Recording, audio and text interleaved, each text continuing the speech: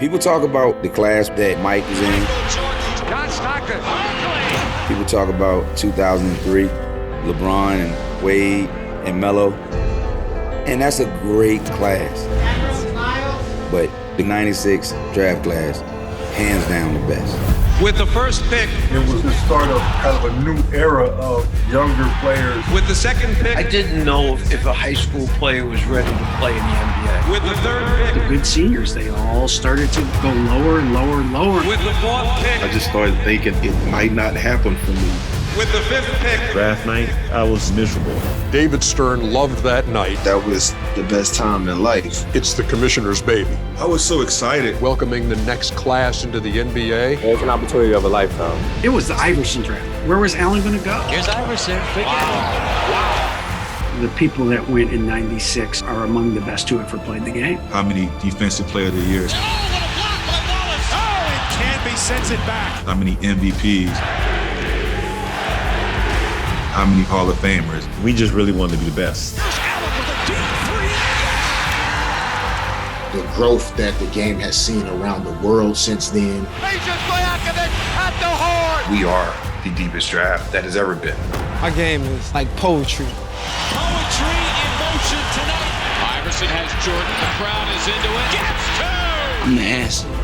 From top to bottom, it's a no-brainer. The 96 class is the best ever. Steve Nash.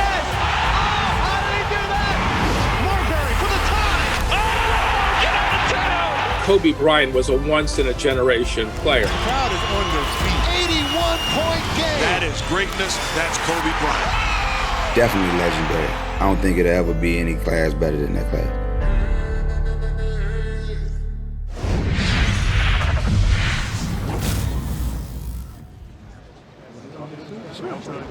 Am I allowed to shake people's hands? Do it one at a time? David Stern, how are you? How you doing? Nice Good to see you. 2 hours before the draft, we was taking a bunch of pictures. David Stern. He actually came in the back and met all the guys individually, one by one. Some of us were sitting down, some guys were behind us. Goes by shaking everybody's hand. I was definitely nervous. This was something I dreamt about as a kid. Well, it's a good-looking group, David Stern. The power of Commissioner Stern, he was somebody that you'd heard the stories about, how he built the game and grew the league. Pronounce it for me. Stojakovic. I've been practicing it all day. Stojakovic. David Stern loved that night. Look, the draft is always about the players who were drafted, but make no mistake, it's the commissioner's baby. I think he enjoyed welcoming the next class into the NBA. Hey, Kerry, how you doing? Now we're getting down to my size. It's good to see you guys. Nice to see you. We got a chance to meet the guy. That was a moment to where you knew that the dream was actually coming true. It was the Iverson draft. That's what I always thought of it as. This was what everybody was looking forward to, was where was Allen going to go? Allen was tough. He was one of the best players in college basketball, if not the best basketball player in college. Standing on the stage, got the whole place rocking. When Georgetown brought him in, there was an anticipation that there had never been for a guard. Allen was a revelation. When I first saw him, I said, this little boy can't be what I thought he was. But I'm gonna tell you something, he was more. Worldwide on the scene, Here's Iverson. Allen is an offensive genius. He would just slither through the lane and he would make impossible shots. His heart was always bigger than his height. He was a little guy, played ferocious, he played way more bigger than his size was. We got the best little guy in all of basketball. Are you kidding me? I don't know anybody who was as competitive as he was. I always felt like I was going to play harder than anybody out there on the basketball court. I'm going to come out here and play this game like it's my last.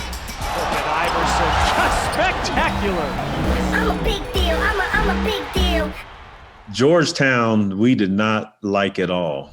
Tonight, the Big East #1 seed and the #2 seed. This is the Garden. This is New York. This is the big time. Me and Ray, we were rivals. We knew it was always going to be a dogfight every time we played against them. Big East Defensive Player of the Year working against the MVP of the league. And, that goes down. Oh, that's Hail Mary time. We always think of Ray Allen as the three-point shooter. But in college and early in his years, people forget that Ray would put the ball on the deck. Oh, he was a beast off the dribble. I remember we had the opportunity to win, but then Ray had hit a tough shot. Allen with Iverson on him, throws one up. And off balance! Unbelievable! Connecticut wins their first Big East championship. Look at the celebration! Okay, here we go. 1-1. You know, hoopers is hoopers. Once you meet, it's like you already know each other because everyone knows what it is that you've done on the court or what you're doing on the court. So everybody respects and recognizes. We felt like we were the best draft class ever during that time. Like the class was pretty crazy. Right here, big smiles, gentlemen. A record 36 underclassmen declaring for the upcoming draft year. After carefully weighing my options from Coach Thompson and my family, I decided to enter the NBA. I know a lot of people will be hurt, from this decision of mine, but excuse me. At this time, I feel like I have to do what's best for myself. I would like to thank the University of California and especially Coach Bozeman.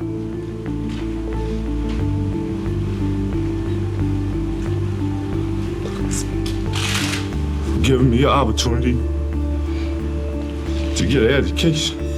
I agonized about leaving school. I had done so much in a year, I didn't know that I could do better than that. What made sense to me is like the ability to be a top 5 pick, to be able to help my family, to be able to fulfill my dreams. As the guys start to make their announcements and the number of guys that start to make their announcement, I knew my chances was getting slimmer and slimmer of possibly being drafted.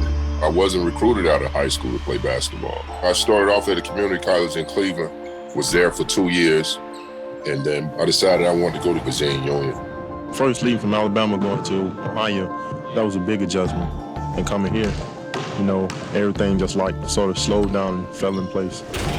Just having a chance to play at a small historical black school, for me was completely awesome. My journey was different than those guys.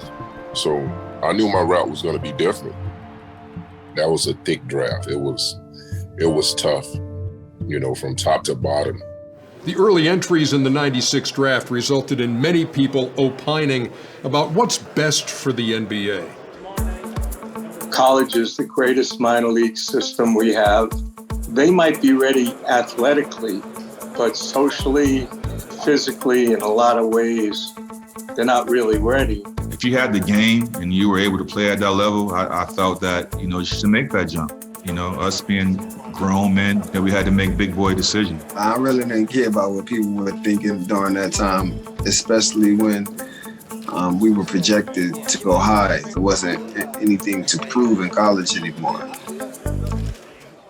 Well, it's not only the people in Philadelphia who thinks Allen Iverson will be number... Who think? Hold on. Well, it's not just in Philadelphia that they think Allen Iverson will be the #1 pick. It's pretty well conceded everywhere. First of all, the question to you, Allen, should you be the #1 pick? I think so. I don't think any player in the draft should feel that he shouldn't be the #1 pick. So I definitely think I should be. I don't remember there being any argument about who was going #1 that year. I mean, everybody knew it was going to be Allen. I knew I was going to be the #1 pick, but I didn't know. You know what I mean? It was one of those feelings. The Sixers had won a grand total of 18 games in the 1995-96 season, second worst mark in franchise history. They had traded Charles Barkley in 1992 to kind of, restart, rebuild, whatever you want to call it.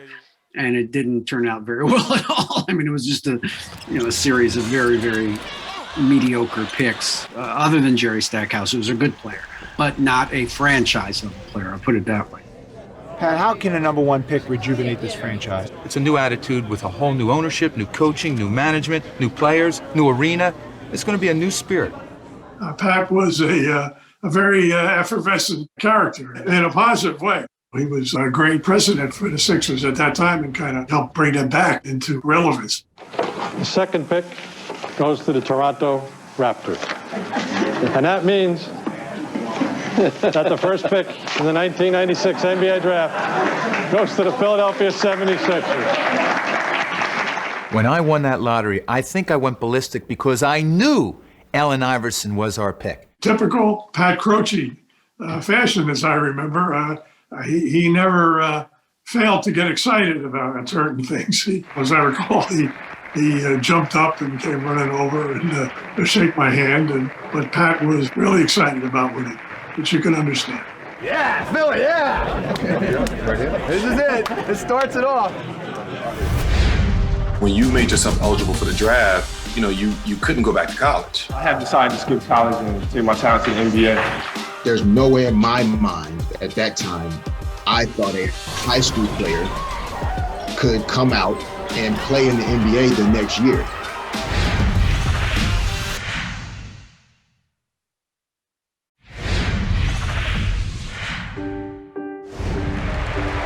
Good evening, and welcome to the 1996 NBA Draft. I was so excited. Like, I was nervous, per se. I didn't know where I was going to go. For me, it was like, wow, I'm going to have the opportunity to change a lot of people's lives. I was excited to look around and see AI's family there. I don't remember being nervous at all. You know what I mean? I felt good because I had my family with me.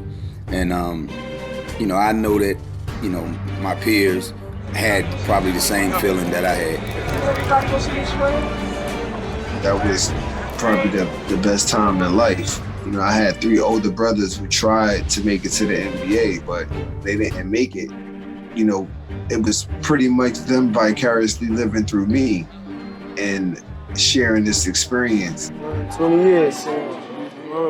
It was a youth movement that was really the start of it all. You could feel that this was the new trend. In 1976 is when the NBA made it clear, without hardship notions or anything else, a player could come directly from high school into the league. Nobody had tried it for a lot of years until Kevin Garnett. Amazing, trailblazing, I won't let you tell me no. Tell me no.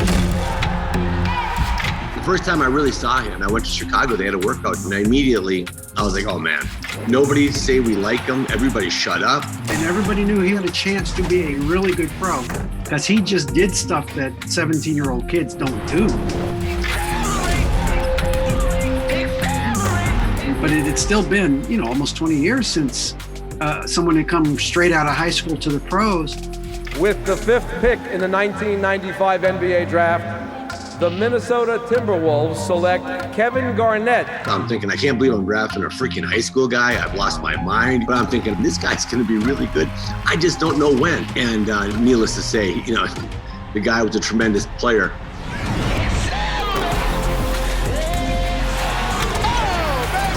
Don't be so nasty, young fella. Kevin's one of the most consequential players in NBA history. Kevin Garnett set the tone that, you can go out of high school and go play with these grown men. Kevin opened the door to an entire generation of high schoolers who looked at him and said, I can do that. I can hold my own too. I think everybody thought, oh, that's an anomaly. It's not going to happen all that often. But he demonstrated that he could compete already in the NBA. And I think that kind of got more people thinking. At that time, it was so many unknowns. And obviously back then, when you made yourself eligible for the draft, you couldn't go back to college. I'm actually in the NBA right now. It's my second choice. I'm still trying to qualify for school, so school's not totally out right now. And at the time, I just knew that I got tired of seeing my mother work 2 jobs, and I just wanted a better life for herself and the rest of my family. And the NBA was the best opportunity for me. In 1996, I had my own sports agency, Tellman Associates. The first meeting I had with Jermaine, he was incredibly shy, and I wasn't sure that he'd be ready for the transition into the NBA. It was definitely a challenge for teams to scout high school players, because you have to remember at that point in time, we were just starting to grow. You were being asked to really go in blind. You had to see someone who was 17 years old, and you had to make a judgment on what his long-term projection of talent would be. None of these players are ready to play in the NBA. We don't want to recruit or look at high school players, but we do it because we have to. You wondered what kind of an impact some of these guys would have. but especially, somebody like Kobe. Everybody was talking about Kobe Bryant. I can dribble. Bryant, stutter step. I can shoot. That's what everyone came to see here tonight. I can pass. Oh my goodness, what a play. And I just like playing basketball and just doing it all, really. The best player, many believe, in high school basketball. I grew up in the Lower Merion area where Kobe and Joe lived, and had a lot of ties to Joe. I never met Kobe till after he finished his high school career. And it really wasn't until, the spring that, talks really began about more seriously about should he or shouldn't he, turn pro. It's definitely going to be a decision for him of what challenge he wants, to accept. I would love to see him go to college, as a parent. But I know that if he goes to college, he won't be in there too long. It's a nice decision to have. I have fun with it. After the season, I'm gonna sit down and just really think about it. What would it be like? Go through the pros and cons, talk to a couple people, see what their experiences were like in college or NBA, and just really weigh my options out. I didn't know if a high school player was ready to play in the NBA. But every once in a while, you come up with a special individual who can do it and handle it. No, I have decided to skip college and take my talent to the NBA. I actually loved it. I knew a lot of them that were coming in were actually better than some of the players that were actually in the NBA. So I was pretty excited about the high school draft. Well, it's an opportunity of a lifetime. I feel it's time for me to go out and seize it while I'm still young. I told him don't go off my success, do what's best for Kobe. And that's why, that's what I tell everybody, coming out, whether high school, college, do what's best for yourself. I played against 16-year-old Kobe.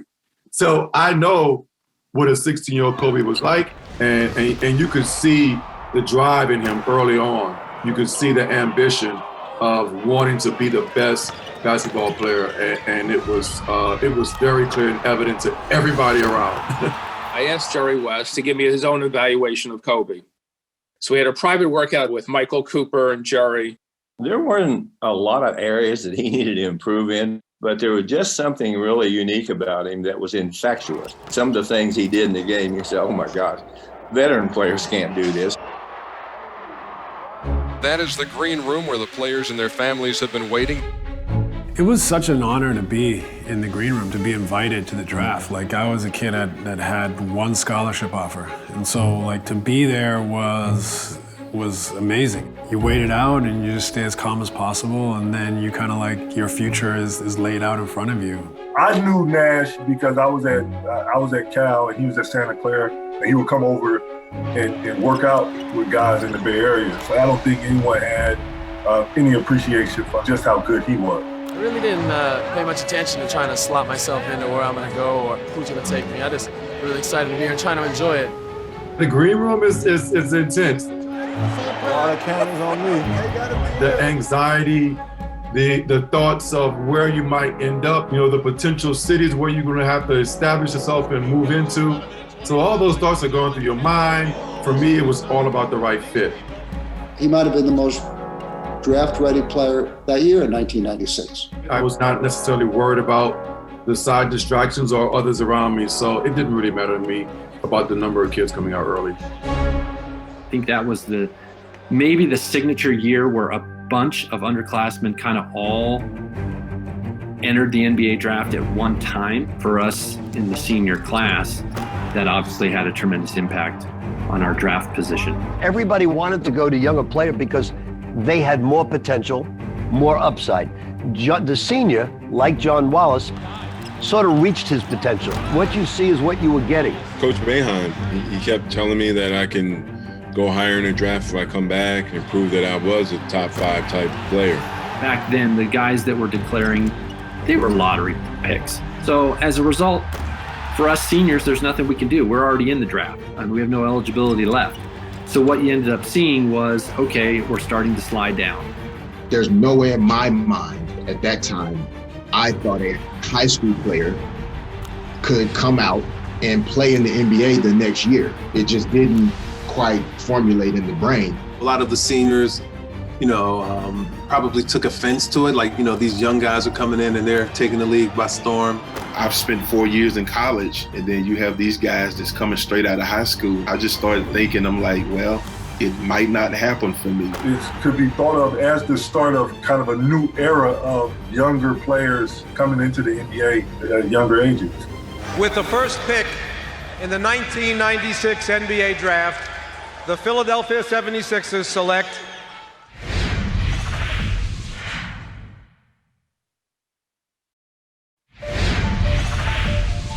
Hey, Hubie, is it just me or do I look great? You look great. You look great, Ern. I mean, the draft is a hard show to do, and it's kind of unlike anything that you're used to, because you're sitting in that chair for basically 4 hours, and it can be kind of a circus from time to time. This is kind of an unnerving night at times if you are making the choices, and already we know that the Toronto Raptors are having their door knocked down by Minnesota and Milwaukee and Boston wanting to get up to that number 2 spot. It's that kind of a night when it is draft night. You never know when guys who aren't in TV, how they're going to react to a show that long, but that was never an issue with Rick.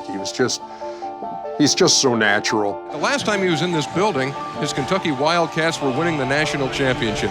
I got the opportunity to be on TNT for a few years, and fortunately for me, I knew the college ranks very well. I knew the players because I recruited a lot of them, and it was a great night.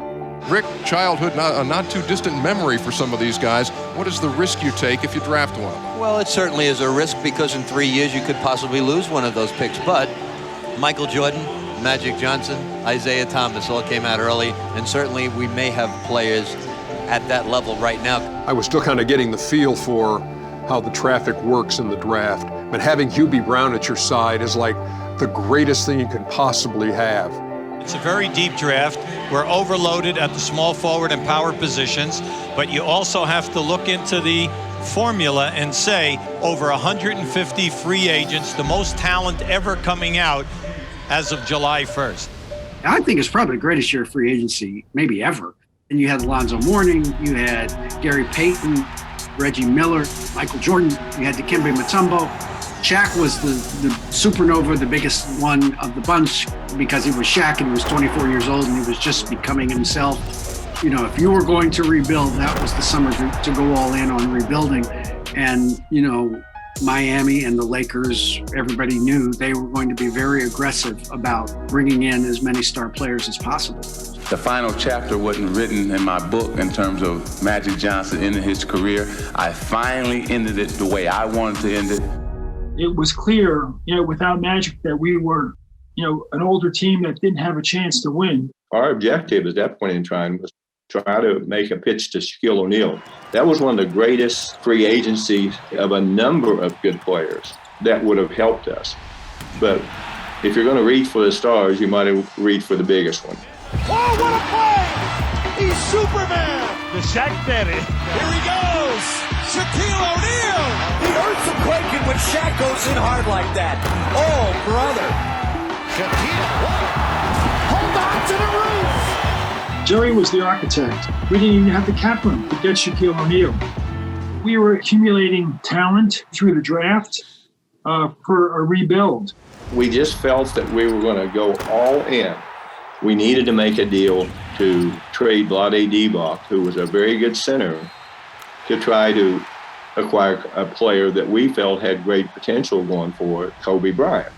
The trades are not easy. It's not easy to get first-round picks.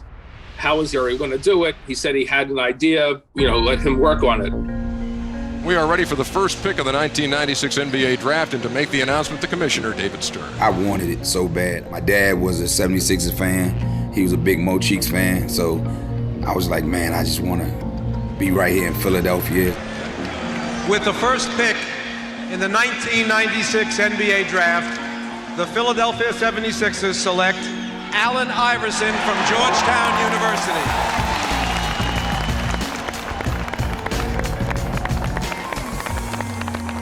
I remember Allen, they would only let you have so many people in the green room, right? They called Allen name one, and he left, he walked straight across the green room, and no one could figure out where he was going. Allen! Nothing's going the wrong way. Go to his boy.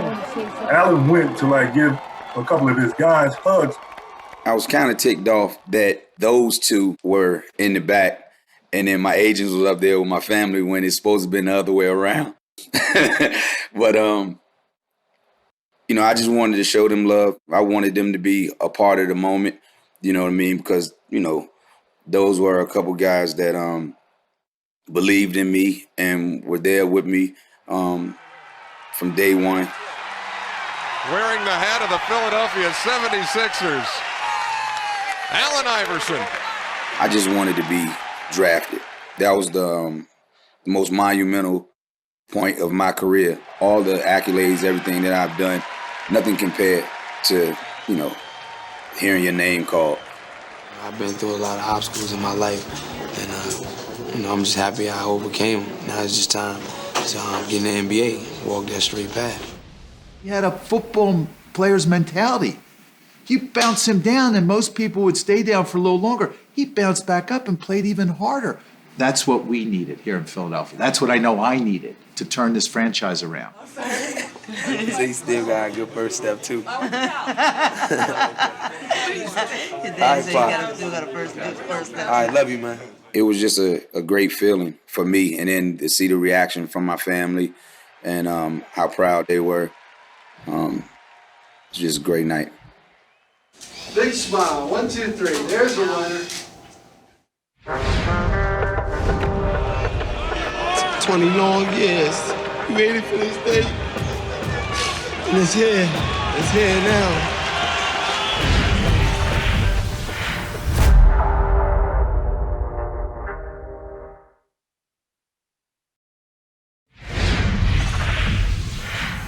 Ladies and gentlemen, the Raptors are born. The two teams that were added in 94 were the Toronto Raptors and the Vancouver Grizzlies. I came in as a part owner, one of the co-founders of the group of the Toronto Raptors. My job is basically to make sure everybody understands the visions that this organization has and how we're going to move forward and how we're going to get it done. They had a little bit of a rocky beginning in that they, you know, as all expansion teams, you're not going to win for a while. Well, it is a new horizon for the Grizzlies and the Raptors. Nice head fake, drives underneath, misses the slam. What they lack in talent, they more than make up for with heart. They need help. The Toronto Raptors on the clock right now. At that time, I had Damon Stoudemire, who was just coming off the Rookie of the Year, and I was looking for either to pair him with the right shooting guard or the right big. Honestly, going into my pre-draft workouts, I only worked out for two teams. That was the Philadelphia 76ers and the Toronto Raptors. And, you know, I didn't work out for anybody else because I thought that I was going to go either one or two. With the second pick in the 1996 NBA Draft, the Toronto Raptors select Marcus Camby from the University of Massachusetts. This was something I dreamt about as a kid. Like, I never thought that, you know, a kid from Hartford, Connecticut, you know, a small state, a small city, have the opportunity to make it to the NBA. This young man has what all NBA teams look for. He's a shot blocker. He's extremely quick. He has a great low post game, and if you try to double down on him, he finds all the open men. So this young man has fabulous potential, and Toronto really, with Stoudemire and now Camby, they've got a great future that lies ahead. Good luck, my brother. Thanks. Get you everything, man. All right. First time, good impression. All right. Took Marcus Camby, number 2, because he had guard skills. He can rebound the basketball and also shot blocker, so he can play up and down the floor the way we wanted to move. You know, coming in, there won't be that much pressure on me to carry that ball club, but just have to take every day in stride. You know, it's going to be a long road, take a couple bruises, a couple losses and stuff, but we just got to keep our head and go out there and compete every night. With the third pick in the 1996 NBA Draft, the Vancouver Grizzlies select Shareef Abdur-Rahim from the University of California. The earliest a freshman has ever gone in the NBA Draft.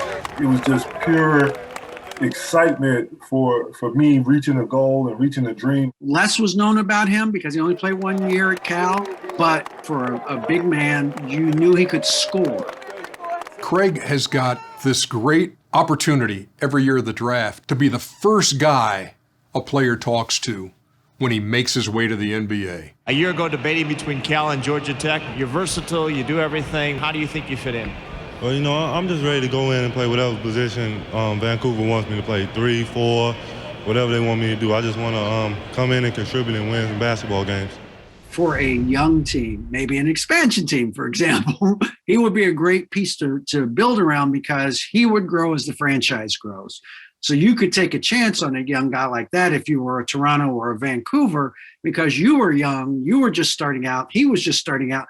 And so by the time both of you reach maturity, you might have something really special. We tried like crazy from, my goodness, the third pick in the draft, all the way down right ahead of us to trade a starting center. And so finally able to get a team that had an interest in Wright.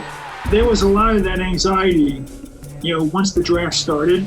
Jerry was much more anxious than I was, as the names are crossed off and Kobe's name is still there. It took a lot of effort, a lot of phone calls to get in a position that Charlotte would draft Kobe Bryant for us. It became very clear they were going to be able to trade Vlade to Charlotte for the 13th pick. Jerry was hoping to get Kobe at 13. And we all knew that was going to be difficult. Right now, Milwaukee is up. Let's go to the podium and Commissioner David Stern. It worked out as we had planned, 1, 2, 3. So when the fourth pick comes, I really heard that Milwaukee really loved me. The Senator Cole, he really loved me and thought that I was, a good fit for them. But the cameras go to Stephon's table. With the fourth pick in the 1996 NBA Draft, the Milwaukee Bucks select Stephon Marbury from Georgia Tech University.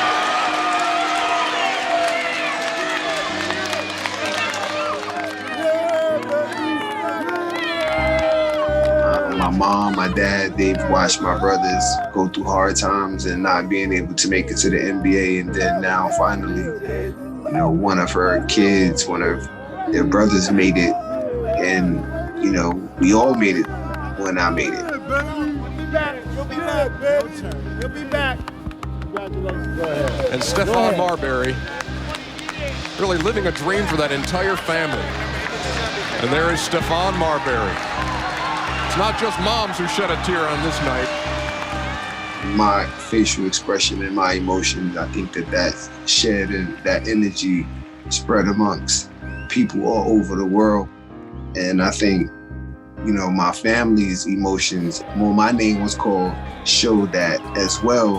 And it allowed people to understand this journey that we've all taken to get thus far, to be able to be here and to be able to say we made it. Well, Stephon, it's always an emotional scene in the back room there when you get drafted. Did anybody in your family sleep last night? What was it like? I can't even explain the way I feel right now. It's been 20 years. 20 long years. We waited for this day. And it's here. It's here now. And we sit around long, tired, effortless nights, just sitting there thinking about when that day was going to come. And for it to be here now, it just feels so good. I can put a permanent smile on my mother's face. We really waited 20 years for that one day. And that one day it came. When I was saying that, that's how long we literally waited and how long we worked and practiced and did all of the things that we had to do to get to that place. So when I was like 20 years, we waited here for 20 years for this day, that's exactly what was going on. Well, that's what the NBA draft is all about, isn't it, folks? The emotion overcoming Stephon Marbury, taken in the first round by the Milwaukee Bucks. They picked Stephon Marbury. So immediately I assume I'm going to Boston. because now I already know that Minnesota has J.R. Rider, and I didn't visit there because they don't need me. So I kind of got excited, and I pumped my fist a little bit. How about the Minnesota Timberwolves? They're on the clock now with about a minute and a half to go in their 5-minute span to make a pick. Where do you go if you're the Timberwolves, Hubie? We have no idea what is going on behind the scenes now. They might draft someone here, and that person is going someplace else. You have no idea what they have in their formula. I was like, man, we need a dynamic guard. You know, I think just to go with these two forwards. And so I liked Kobe, but I'm thinking, are we honestly going to take two high school kids back to back? I'm thinking, oh my goodness, that had a bearing on me. And then the 5th pick came, and the cameras came over my table, and I just immediately, like, my heart sunk. With the 5th pick in the 1996 NBA Draft, the Minnesota Timberwolves select Ray Allen from the University of Connecticut. I couldn't understand what was happening. Why was I being drafted by Minnesota, and they already have a 2 guard? So I get drafted. I'm confused. Bit of a surprise here, guys. Yes, this is not what they need. That's why we say we have no idea what Kevin McHale is doing, and we also know that he's been very creative since he has become the head of the basketball operation. This looks like it may be a trade in the works, or he just is very happy with Ray Allen. I'm saying to myself, why did Minnesota pick me? I asked him where he was going. You said you didn't know. And here you picked by a team where you didn't even interview. It's very interesting because Donyell Marshall went to Minnesota, and I never thought I'd make it to Minnesota, but Minnesota's a great city, and they have a great organization, and I'll be ready to play there next year. After the Timberwolves took Ray Allen with the 5th pick of the 96 draft, there was a feeling that Timberwolves general manager Kevin McHale was up to something. We just didn't know what. We have a trade now.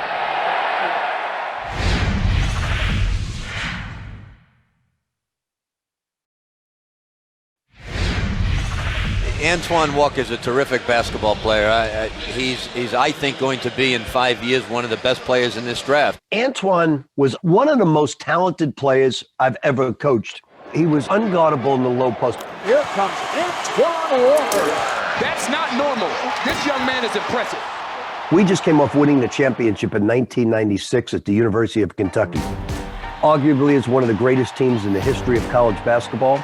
Syracuse kept it close, but John Wallace was the key to that basketball team. Wallace low drive, look out, and he didn't come to play. He's come to dominate tonight. He was unbelievable. He played tremendous that game. I thought, honestly, I was the best player on the court. And as long as you have the best player on the court, you really have a chance to win. Just pounding inside. We knew it was going to be hard. We knew it was going to be very difficult, but we always believed that we can win it all. Kentucky is the king of college basketball. How sweet it is.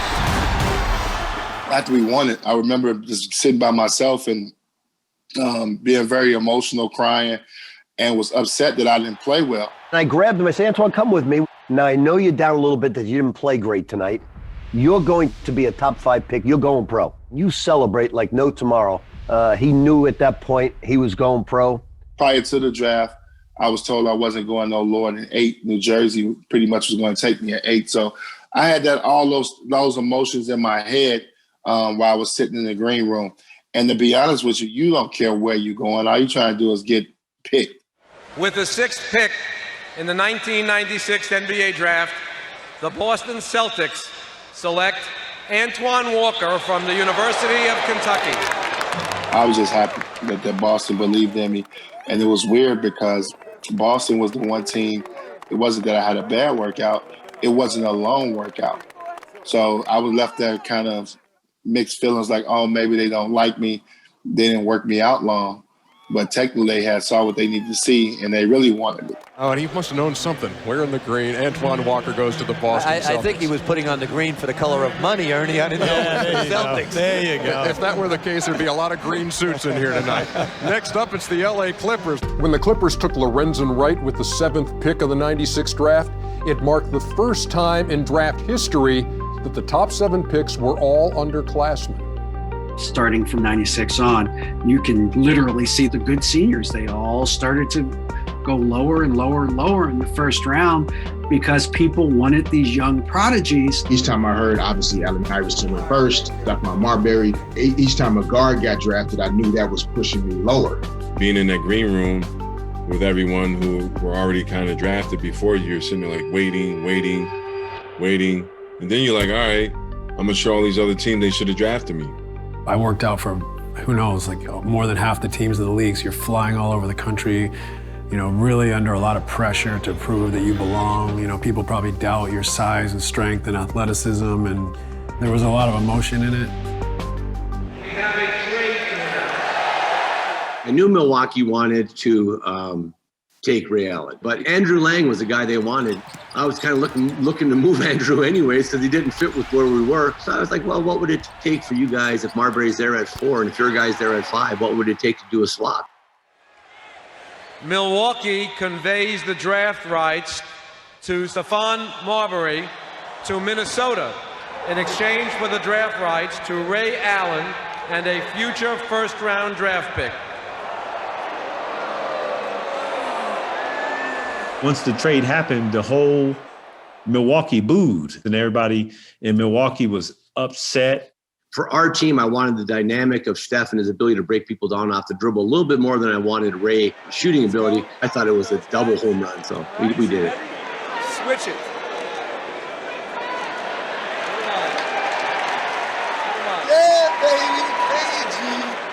So now I'm miserable because I'm like a man without a home. I didn't know why I was going to Minnesota. Nobody wanted me. And then I go to Milwaukee and they don't want me. So I was like, this actually didn't turn out the way I had hoped. What about the emotions of waiting to figure out where you're picked, then you're surprised, then you're traded? What was it like for you? Well, it's nerve-wracking going back and forth, thinking you might play on this side of the United States, or then you might think you have an idea of going to Canada. But otherwise, for me, I tried to just stay low-key about it and wait for this night to happen so I can get a better feeling and understanding of where I'd end up. Draft night didn't start out so well. I still wasn't happy. You had the one hat on, you've been traded to Minnesota, but I know deep down you're awfully happy. You get to play with Kevin Garnett. Garnett and Steph were really good friends. So I called Kevin and I talked to Kevin 10, 15 times about Steph. I'm like, oh, man, this is a great opportunity. I get to play with Kevin Garnett. You know, him and I are friends. You know, we always talked about playing with each other. And then, we get this opportunity. He was just as happy as I was. He was screaming. I'm really happy. I can't say too much about it. I'm getting to play with my friend. And so we have reached the number 8 pick in the first round.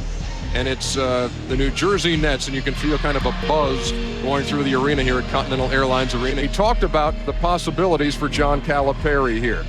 Would he have the guts to take a kid like Kobe Bryant? New Jersey was the 8th pick. And I remember John Calipari and John Nash were very intrigued. There was definitely some rumblings. Because I worked out for the Nets like right before the draft again. And, I was told during that workout that Kobe was also back for a second workout. So I knew they were considering Kobe. Our job was Kerry Kittles. I think they needed him more. He's a senior. Leadership, his maturity was valuable. And he was ready to play day one. So I think he's got to go with Kerry Kittles because he has to win and shoot right away, and he's got a 4-year basketball player. If New Jersey passed Kobe at 8, Jerry thought Kobe would be able to fall to 13 to Charlotte so that the Lakers could get him. I called the then owner of the Lakers, Jerry Buss, and I mentioned to Jerry that I think we're going to get this guy. And I said, I think he's the best player in the draft, period. I do remember Jerry, during the draft saying something to the effect, we can't pass on this kid's talent. He would say that the guy has a little extra gold dust sprinkled on top of him. And I remember him saying that about Kobe.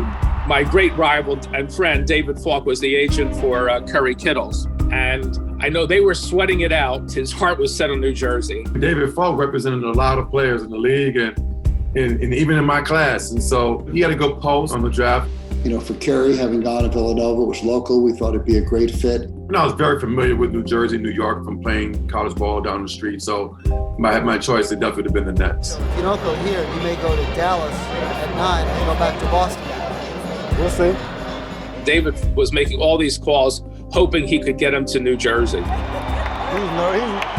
more nervous than me. I didn't know why David Falk was so nervous, because I was like, dude, you've been here how many years? Like, come on, like this is nothing to you. I had a sense they weren't going to take Kobe, but I never had a final word from them. With the 8th pick in the 1996 NBA Draft, the New Jersey Nets select Kerry Kittles from Villanova University.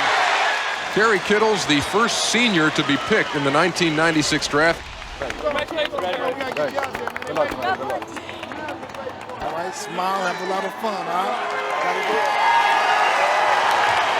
Well, if you're John Calipari, you got to like what you hear in your own arena right here. Fans seem to like that one. It's a pretty popular pick, pretty close to home. Thanks. For me, it was all those emotions. It was, thinking about, Calipari, the Nets. I was in the building, right? I was in that franchise's arena. And so I knew there were a lot of members of the organization there. And so, yeah, it was a great moment for me, my family. Okay, to the Nets, man. Okay, thanks. John, were you not listening to Peter Vesey when he said, Kobe Bryant is your guy? Where did Kobe Bryant enter the equation? Well, we really like Kobe, and I think he's going to be a terrific player, and I think he's going to be a terrific player in the NBA. But for us right now, where we are and what we needed, I felt in the end it was Kerry Kittles. All right. Congratulations. I guess after a meeting with Vlade Divac, they knew the trade was made. Vlade threatened to retire. There's no deal with the Hornets until the deal actually occurs under the NBA rules. Even though they had a commitment, someone could change their mind. Something could happen. And that's what happened. The carnival atmosphere continues here at the NBA Draft. Jerry wanted Kobe bad. Vlade didn't want to leave Los Angeles. So that was another hurdle. Once you get over the fact that everybody has to pay for not taking a chance on you, it's back to the lab. Yo, this picture looks good and it's dope, but it's just something wrong with the picture. And you like, yo, where's AI at? I wanted to always clear that up, so thank you. I knew my rookie year I wasn't quite ready. Staying that extra year prepared me. I was really mature, a 22-year-old at that time. I'm officially ready to play this game. Allen Iverson becomes the first rookie in NBA history to score 40 or more points in 5 consecutive games. The 96 draft, in my opinion, has been one of the biggest cultural changes, basketball changes in NBA history.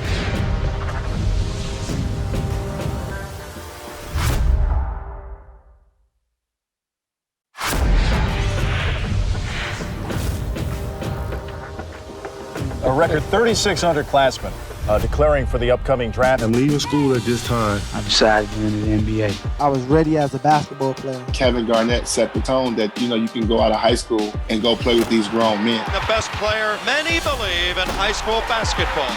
I have decided to skip college and take my talent to the NBA. Tell me, are you ready for the big stage?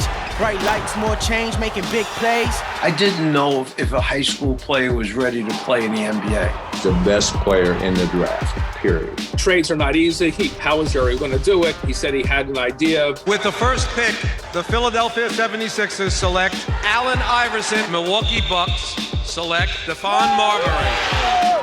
20 long years. You ready for this day? With the 5th pick, Ray Allen. We have a trade here. Well, the record continues here on draft night. That's 7 underclassmen in a row to start off the draft. Nothing's impossible when it's destined. New Jersey was the 8th pick, and were telling me that they were inclined to take Kobe.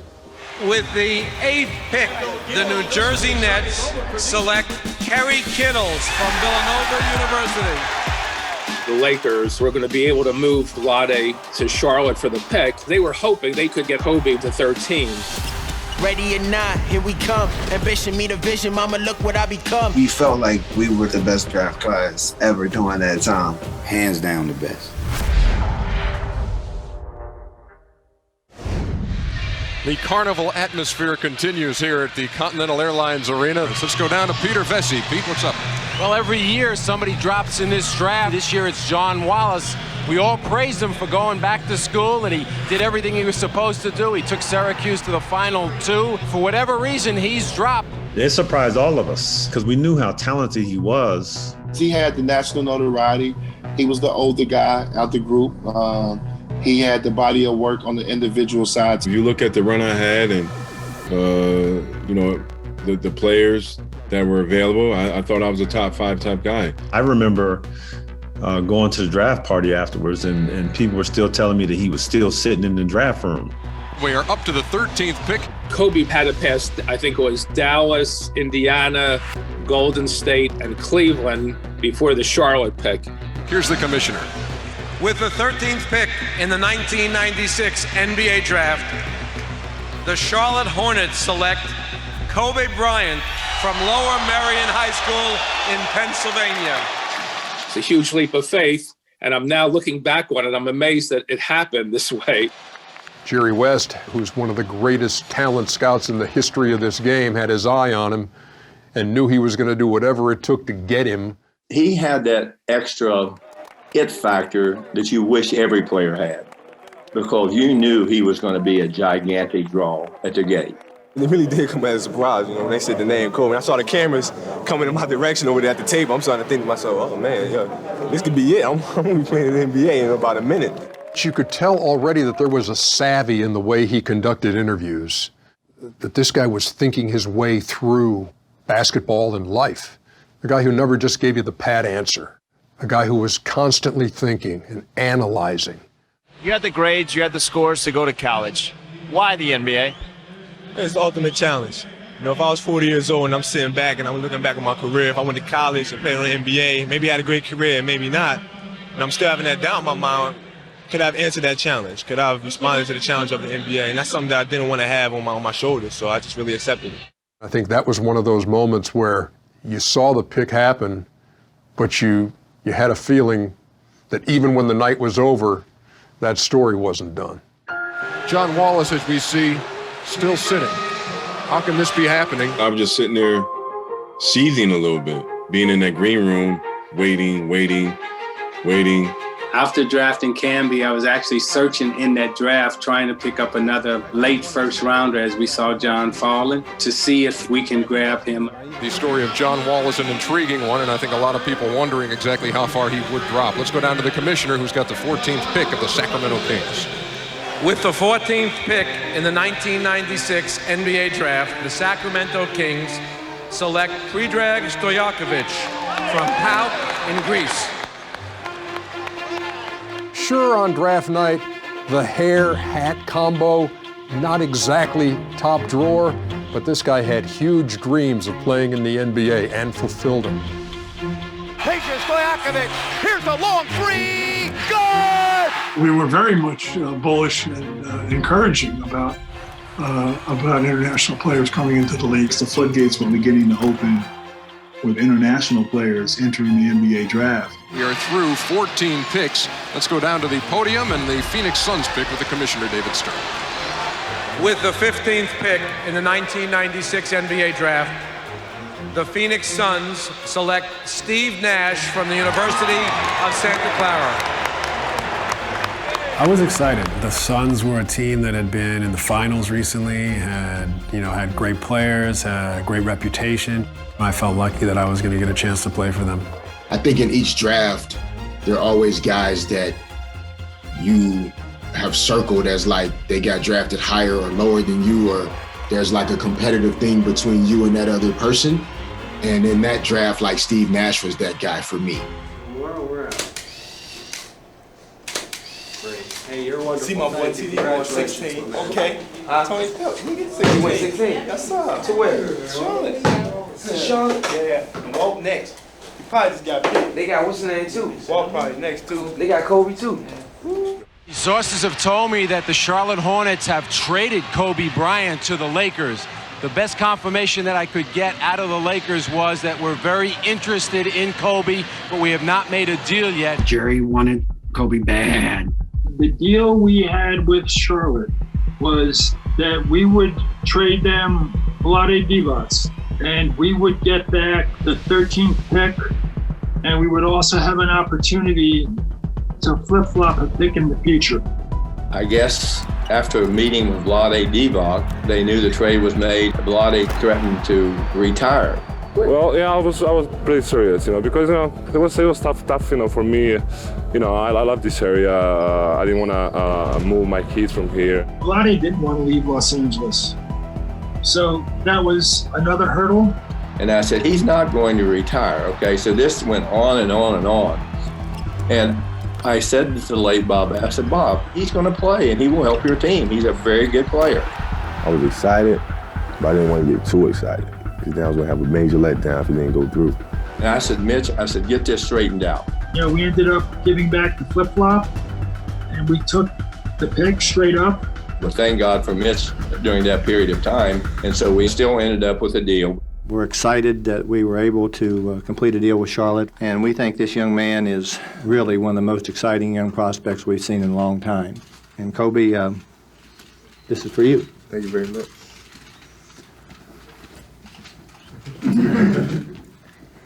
Well, I'm very, very excited to be here, and it's a dream come true just to play in the NBA.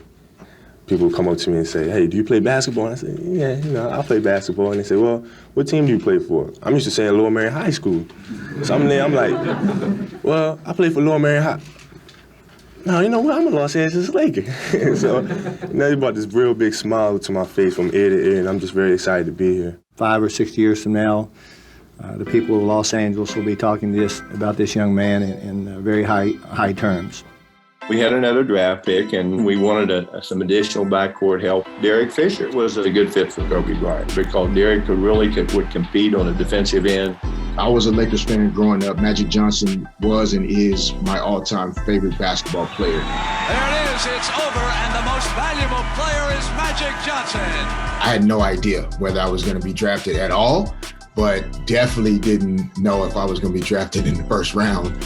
With the 24th pick in the 1996 NBA Draft, the Los Angeles Lakers select Derek Fisher from the University of Arkansas at Little Rock. I didn't really expect to hear my last name, and when I did hear it, I lost it. I probably haven't cried since because that's how many tears came out that night. This right here is my other man, Derek the Man Fisher, with the new Lakeshore rookies. I remember Fisher very well just because I was so impressed with his defense. The guy just competed his tail off. He was a tough, strong, under control, ball handling guard. To get drafted by the Lakers a few weeks before then Shaquille O'Neal signs a free agent contract to join the Lakers, feeling like all your dreams are coming true. The Lakers have acquired a 24-year-old superstar who we feel going to bring us to that incredible level that this franchise has enjoyed in Los Angeles. I was very happy when I found out that he came to LA. In fact, when I found out, I couldn't sleep. There was one thing I said to Shaquille O'Neal after he agreed to sign with us. I think we just got the best player in the draft in Kobe Bryant. Kobe, good player. He's young. Of course, he has a lot to learn, but when every player was a rookie, they had a lot to learn. I'm going to be there to, help him out. It's easy playing with Shaq, and it's a lot of fun playing with Shaq because he's such an outgoing guy. He works very hard. Shaquille O'Neal, Derek Fisher, Kobe Bryant. My goodness, every team in the league would like to have someone like that. I think it's fair to say that Kobe and Shaq were as good a 1-2 as we've seen in this league in the last 40 years.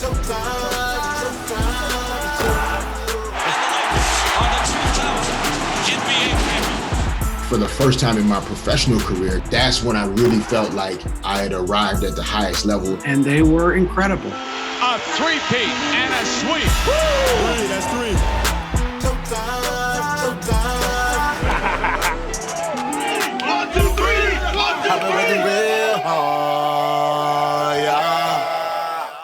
Welcome back to the 1996 NBA Draft. We are now down to the 17th pick of the first round. The Knicks had committed to me that they were going to take Jermaine with the 18th pick. I had extensive conversations with the general manager, Ernie Grunfeld, at the time, who really liked Jermaine as a player. I got a call from my agent. All right, there was some conversation that New York may move up, right, to take me, because that was actually one of my best workouts. But at the same time, I'm going to tell you now, John Wallace was still undrafted, and he was the player of the year. And I think the Portland Trail Blazers fan base wanted John Wallace. We talked about him slipping. but did you think this far?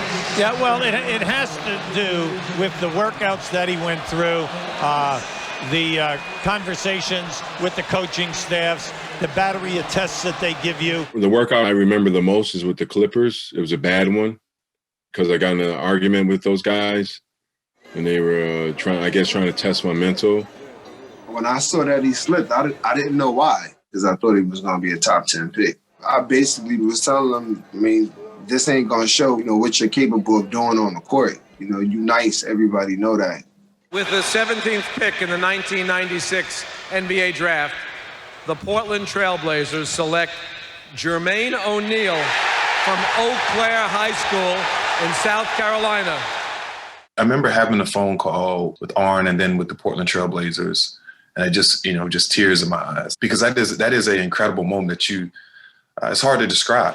How much of a project is Jermaine O'Neal? He does not have the body to play in the NBA, but he definitely has the potential to be a big-time shot blocker, rebounder. He runs well. He's got to refine his low post game, but certainly this is a pick for the future. Now you now have two high school young men drafted in the top 20. I didn't even know how to play my freshman year.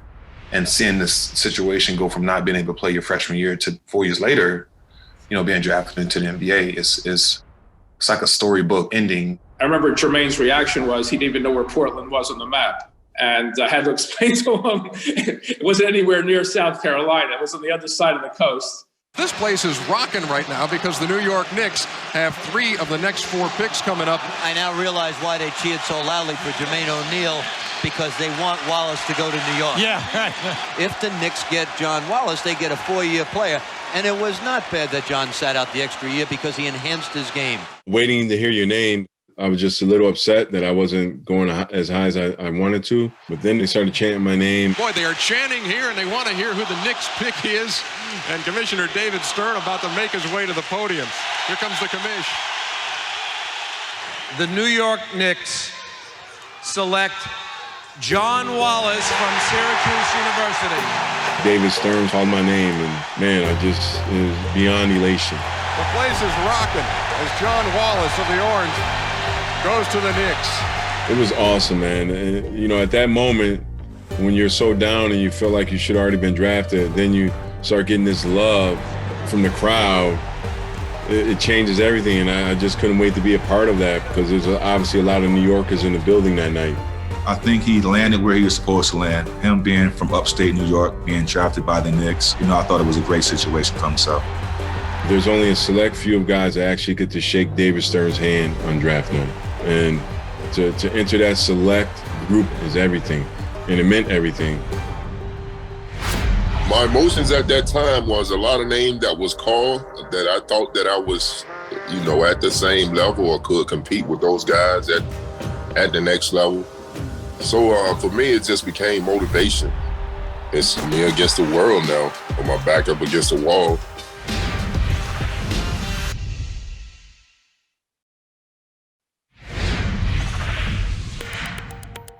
The first round is in the books. Second round is kind of the lightning round. The commissioner's right-hand man, in this case, Rod Thorne, takes over. I was the head of operations for the NBA, and they asked me to call the second round, and so I did it for several years. Before I knew it, all of a sudden, second round came, and I'm thinking, oh, great, I didn't go in the first round. Because at the time, players know this, first round back in 96 was a 3-year guaranteed contract. If you were not in the first round, you had to make the team. I was naive. I did not know I could get cut. That's a lot of pressure. So I can remember sitting there anticipating, thinking, okay, obviously the first 15 picks, I know I'm not going anywhere. But as we got towards the later part of the first round, I was kind of anticipating, hey, this might be it. This might be it. My emotions at that time was a lot of names that was called that I thought that I was, at the same level or could compete with those guys at the next level. The Sixers, I remember, had 3 picks in the second round growing up in Philly. When the Sixers won it in '83, I was 9 years old. Mo Cheeks goes the distance, slam dunk. The game is over. And so is the World Championship Series. And just remember the city going off. The 76ers own this forever. The World Championship.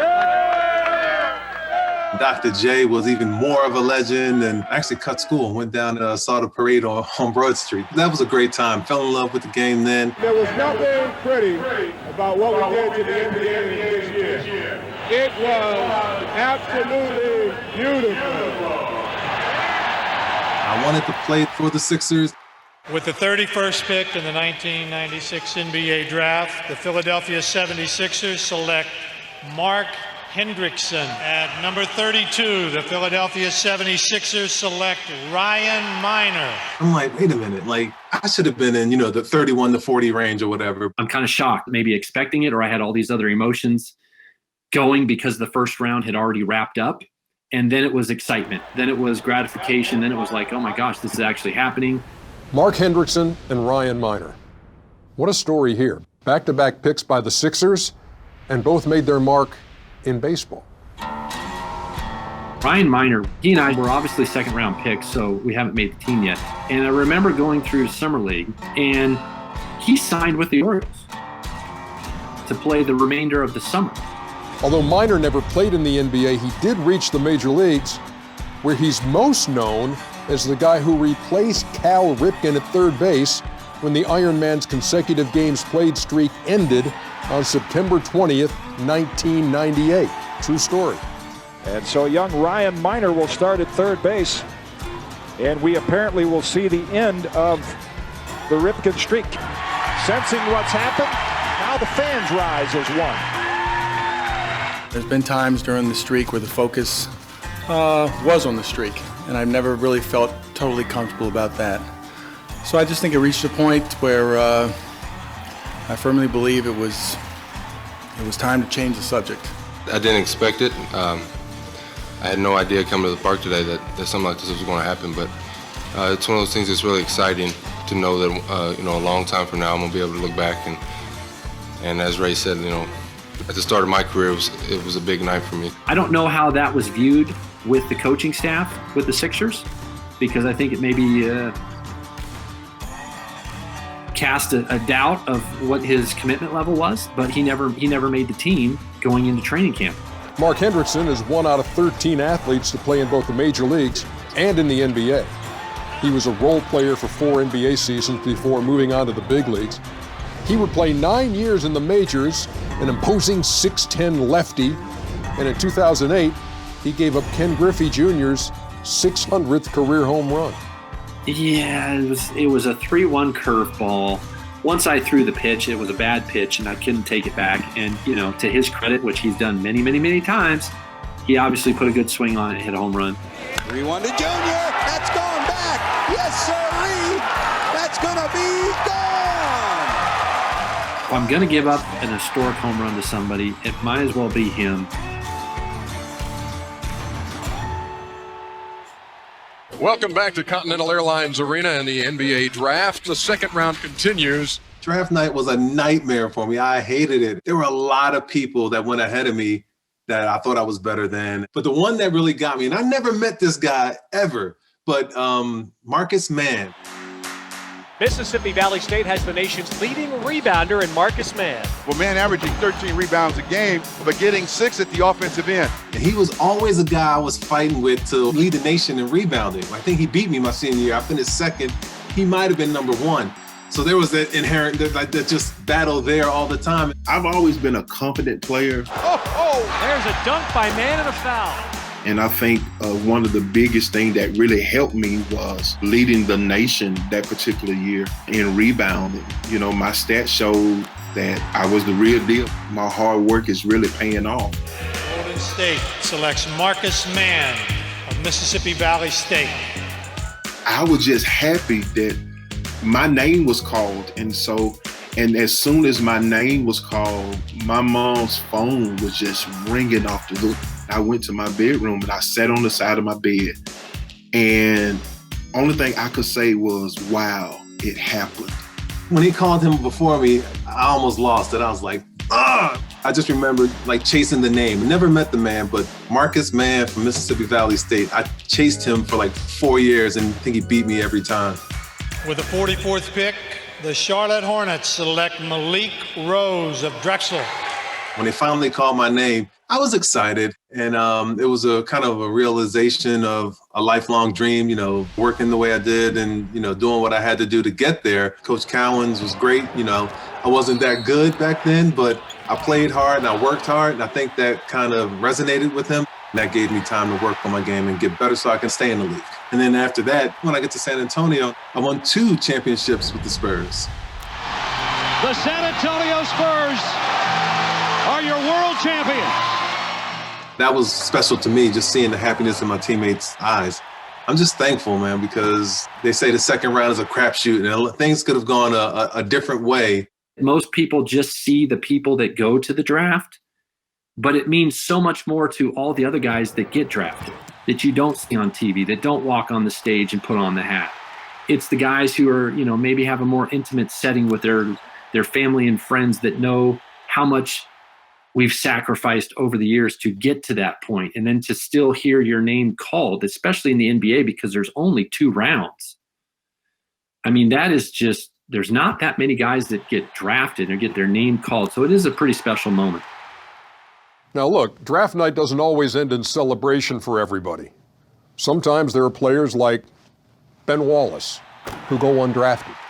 You know, once you get over the initial shock, and once you get over the fact that everybody has to pay for not taking a chance on you, you know, it's back to the lab.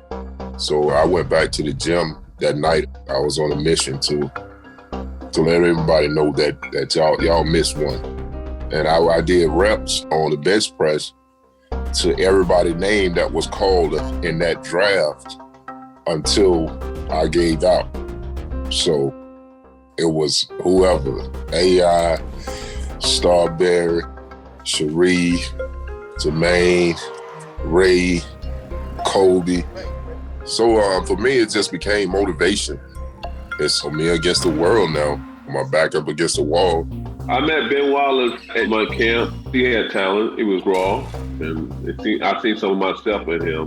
But when he was undrafted, I encouraged us, you know you can play. If this is what you want to do, keep working. Sooner or later, something's going to happen. The Celtics called me for a workout, but, you know, just so happened they had a different position in mind than what I had in mind. So, you know, they wanted me to play more on the perimeter, and, you know, they was just saying because of my size, that's the type of game I need to have if I wanted to make it in this league. So that didn't work out. Once I was drafted, Golden State arranged a time for me to come to California. I just start feeling the love of the game leaving me, and it felt awkward because, you know, I had just celebrated the fact I was drafted, and I remember hearing God's voice, and God was like, "I allowed your dreams to come true, but do you trust me?" And I was like, "Yeah, God, I trust you." He was like, "The basketball is done. I just need you to preach my word and trust me in the whole process." I said, "Okay, God, if you really want me to leave," I said, you paved the way for me to leave." And so on the first night of the regular season game, Golden State was getting ready to play. I was on a plane headed back to Mississippi. Excuse me.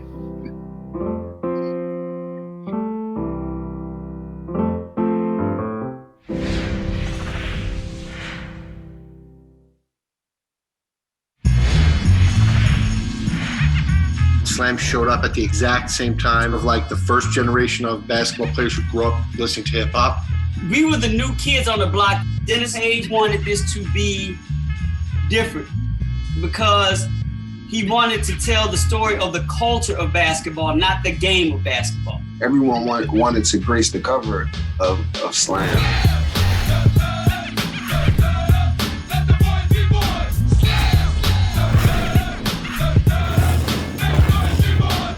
Slam is basketball. Basketball is Slam. It took on its own space. I remember the first time I met the 96 class was doing that iconic Slam cover photo shoot. The class was so good.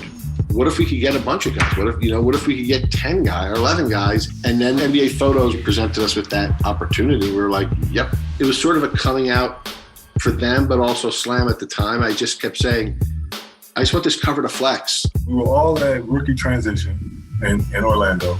And that's like the week-long orientation. The NBA photo said, well, on their way to lunch, you can get them as they walk out of this building to a different building. I was doing a lot of writing, shaping kind of the voice of the magazine.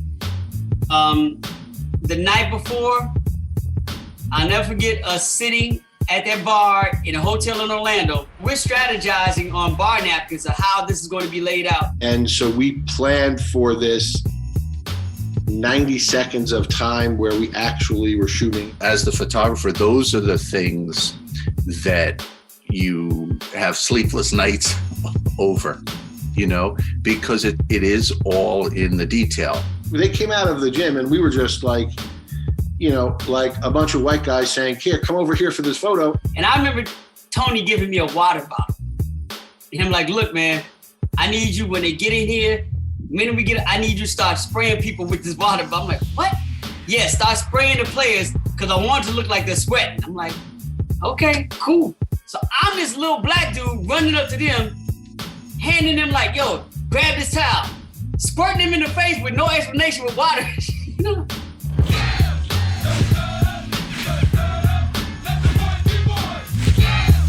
I had to kind of step back and was like, it's like, damn, like I went from like playing high school ball, you know, 3-4 months ago to, you know, I'm among some of the best athletes in the world. That was a great snapshot because we were so green and so unassuming, but we knew that we had enough confidence in who we were individually that once we figure this thing out, we're going to be okay.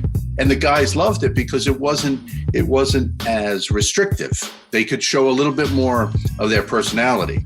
And we forgot about this, that Kobe's arm is broken. It's in a cast. And Tony's like, we got to hide the cast. He would go anywhere to play against anyone. He didn't care. He actually broke his wrist at the Venice Beach. Kobe, you know, we got to find a way to like kind of tuck it without making it obvious. Kobe was talking a lot because he had the ball in his hand. Didn't really know Kobe like that because he's so young. Just remember, he was the most brash, brazen, outspoken individual that I've ever come across.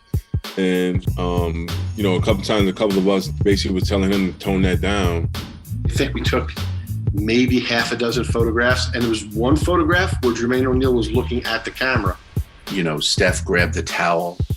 Kobe had the ball. You know, Ray Allen came in and he had a, you know, it was a little bit of a slam kind of look on his face, being a little edgy. It's a pretty iconic picture for the best draft class of all time. Yo, this picture looks good and it's dope, but it's just something wrong with the picture. You're staring at it looking for Waldo, you know what I'm saying? Like, you looking at it, and then you like, yo, where's AI at? I don't know. Allen Iverson got sent home. He was scheduled to do something else. They couldn't get him to come. We're still trying to figure out which Chuck was. We don't know which Chuck was that day. I wanted to always clear that up, but I never had the platform to do that, so thank you. I don't know. I don't know where I was. I don't know how I missed it. I don't remember being that young and not as mature as I, you know, am now or should have been. I might have blew it off. I don't know.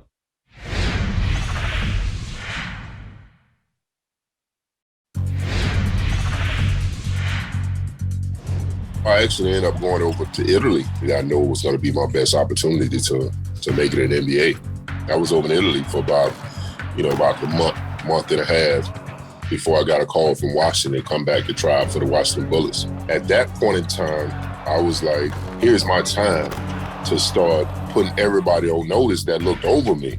The two youngest players of all time to appear in the NBA. The microscope was just immensely on myself and Kobe. I knew my rookie year I wasn't quite ready, to be honest. People were trying to find reasons to talk against young talent. Put the shirt tail in, son. Kobe just needed to tone it down. He thought one guy could be 5, and he truly believed it. Kobe Bryant, air ball. Bryant for 3, air ball again. Air ball. The young rookie, 3 times. He shot air balls. Slow your game down some, and I said that's when you're going to really achieve the greatness that's in you. I was angry my rookie year because I didn't play as much, right? And so all of a sudden I became the black sheep of the whole situation. And it was like, this is the reason why high school kids shouldn't come out. Jermaine O'Neal gets an early call, doesn't really get much done. Any player that tell you that they're not frustrated with sitting on that bench, I show you a player that I don't want on my team. It was very frustrating. I just really felt like a rookie, and then I had to earn my stripe. I knew where I stood on the pecking order, and I had to just work really hard to try to prove that I belonged and continue to develop. You never know exactly how those drafted are going to fare in the NBA. Some had a harder time than others, of course, but many in the class of '96 proved early on they could more than hold their own. Playing in Minnesota, it was electrifying. Stephon Marbury. Oh, baby, what a play! My game is like poetry. Poetry in motion tonight. Me and KG about to turn it up. What a play! Woo! Look, Kevin Garnett and Stephon Marbury were perfect for each other. They were tailor-made for each other. Highlight time. Wallace. Oh, beautiful job. Walker down the floor and slams it down. Oh my, look at this. Whoa, bingo.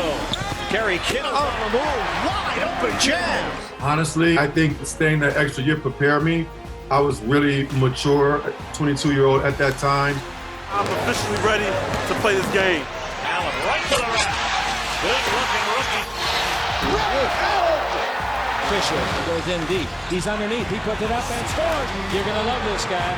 Shareef through the legs of Shaw. Lynch up the window. Iverson instead wants Bobby Sura strong to the cup. Yes, and a foul. Abdur-Rahim drives with the right hand and jams it. Let me ask you, who's going to win the Rookie of the Year right now? Honestly, I'll probably give my vote to Steph because they winning. I don't got a chance. I mean, I think it'll be out of him and Allen Iverson. In college, I had to deal with a lot of gimmick defenses. My teammates, they would tell me like, Chuck, you don't have to deal with no zones in the NBA, so how can anybody stop you? They're not going to be able to stop you one-on-one. Iverson, yes! Oh, what a play by Allen Iverson. The crossover crossed him up. Allen Iverson becomes the first rookie in NBA history to score 40 or more points in 5 consecutive games. For a rookie coming up to a professional league, you want that feeling of belonging because that will enable you to compete against the guys you've been watching. About 1996, the Bulls were coming off another championship. Jordan was the most popular athlete, at that time. Michael Jordan influenced so many players in the '96 draft. It must have been a surreal moment when they stepped onto the court and played against their idol. Preseason, October 15th, we're playing in the United Center against the Chicago Bulls.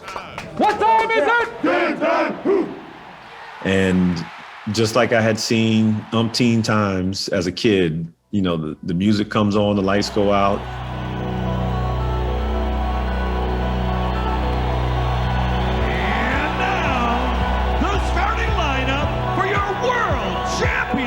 Chicago Bulls run out, and then MJ's the last one, and I just couldn't believe this is what I was looking at because I had seen this over and over again. North Carolina, Michael Jordan.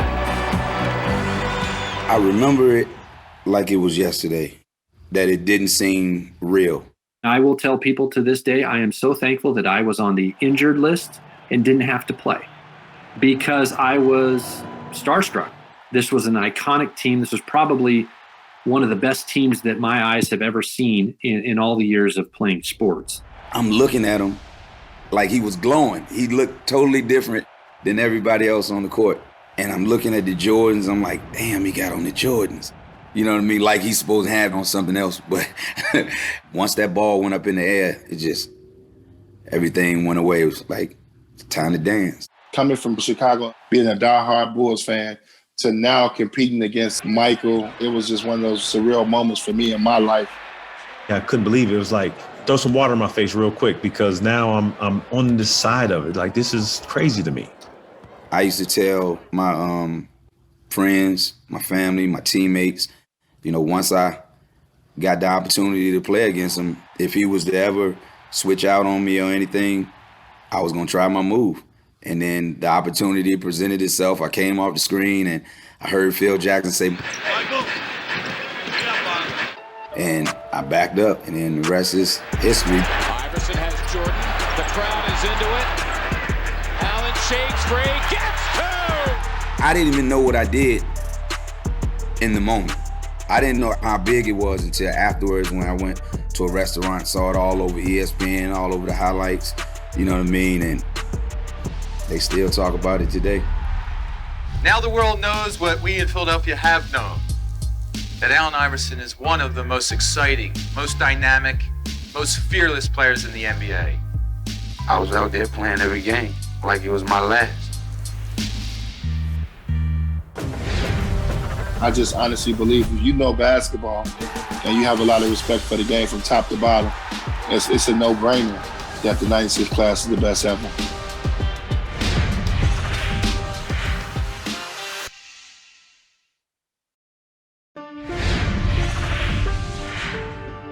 I look back on my career, there's some guys, very few, I can count them on one hand, that I wish I could do it all over again. That's something that not really haunt me today, but I think about if I would have listened to him earlier.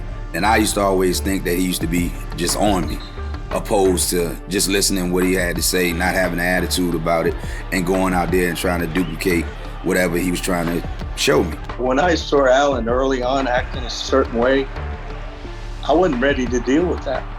Shame on me. You cannot separate Allen from Larry Brown. They are a match set. They're like China. Allen doesn't become an MVP without Larry Brown. He just doesn't. Once I started listening to Coach and got his message, then that's when I went from just a good player to an MVP type player. Congratulations, 2001 NBA MVP, Allen Iverson. Every day this guy shows up at the gym, you can tell that he's passionate and he's in love with the game of basketball. If you're willing to learn and you're willing to give in to his system, he's going to easily be your favorite coach of all time. I remember with Ben, he became a big part of us.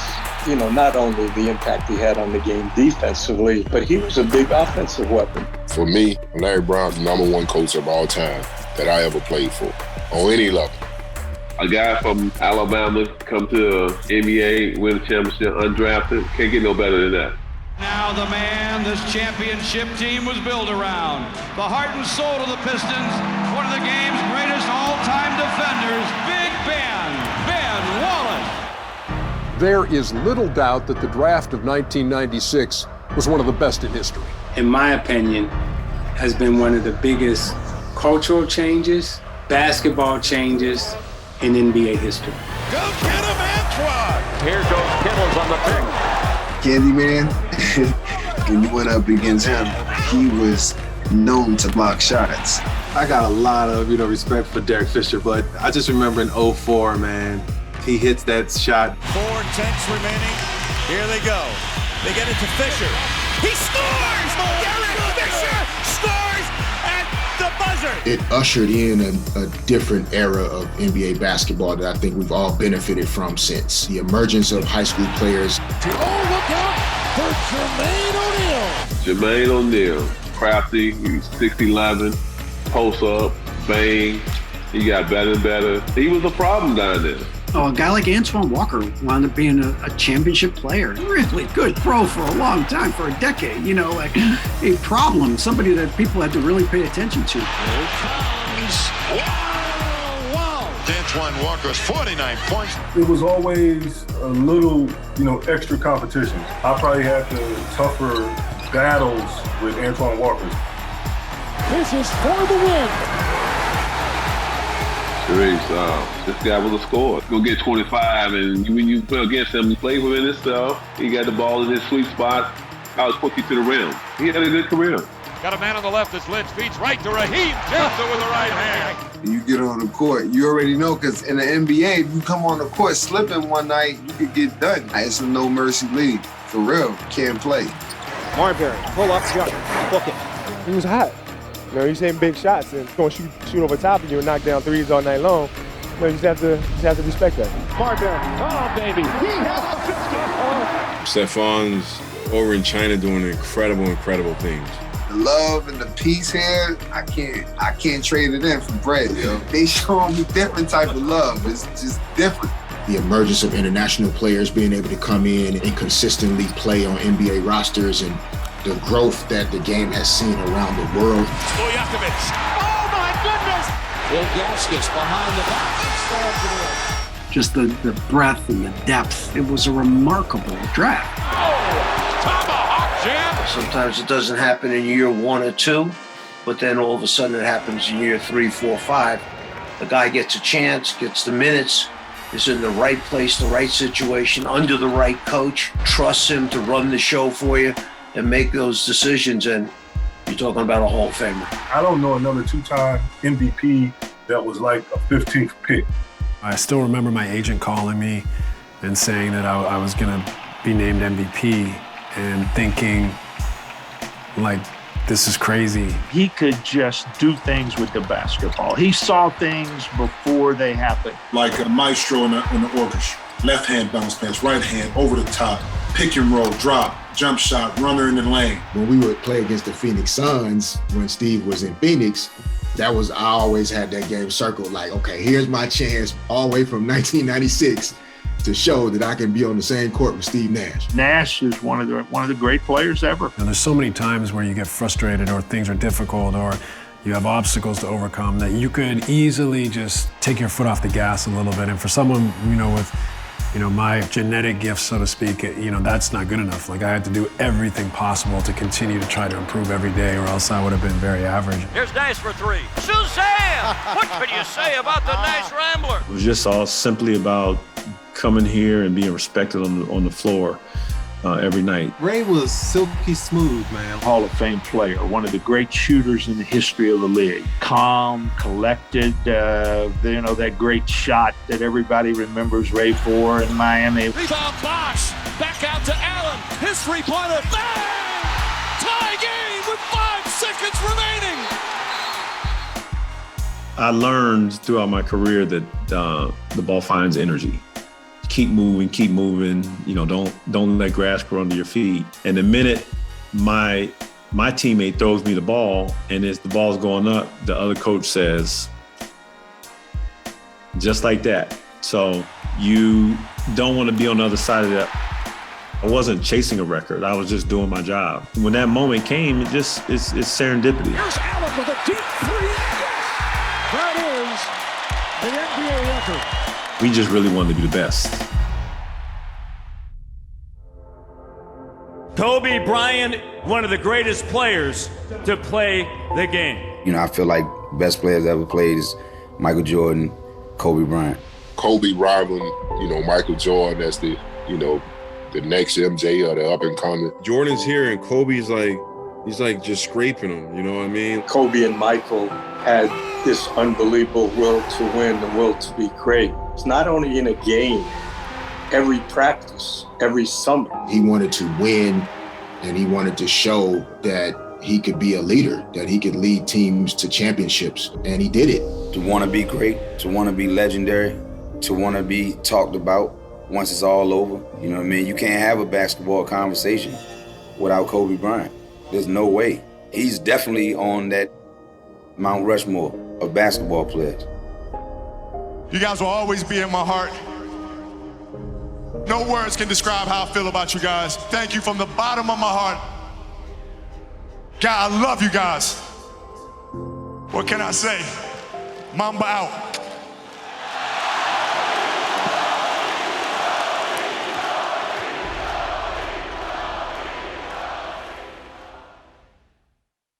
All told, the group won a combined 20 NBA championships, 4 MVPs.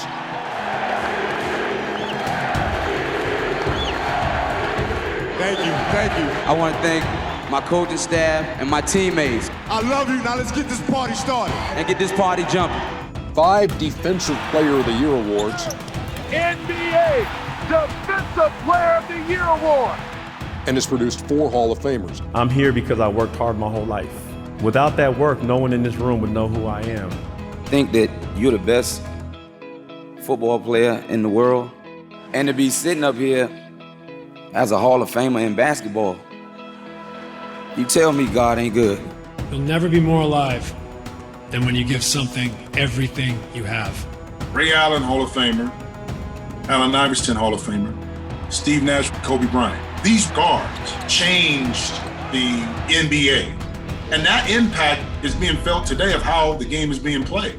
The class has made an indelible mark in basketball history forever. I do believe it's the best draft in NBA history. And as you dig down through the 96 class, the guys were very impactful on teams and played huge parts, as well as having some franchise guys.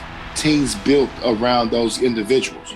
I feel a sense of kinship and pride in those other players, that we shared that experience together, that moment in time, and that so many went on to have incredible careers. I just honestly believe if you know basketball and you have a lot of respect for the game from top to bottom, it's a no-brainer that the 96 class is the best ever. People talk about Mike class, people talk about 2003, but the 96 draft class, hands down the best.